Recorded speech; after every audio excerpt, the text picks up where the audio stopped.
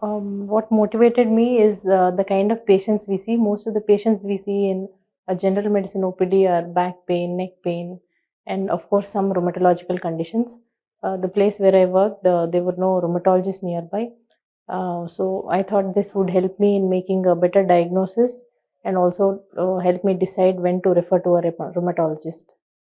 After doing this course, I feel more confident in diagnosing cases, and I feel I can manage the regular back pain, neck pain without thinking too much, and I know when to refer and to pick up the danger signs. I'm also familiar with the emergencies that we face in rheumatology. Making myself familiar will help me refer when needed. Yes, I would recommend this course for others, especially general practitioners, physicians, and orthopedicians, since we see most of the pain cases in OPD. And overall, I would rate this 10 by 10. My experience is very good. The contact session was very good.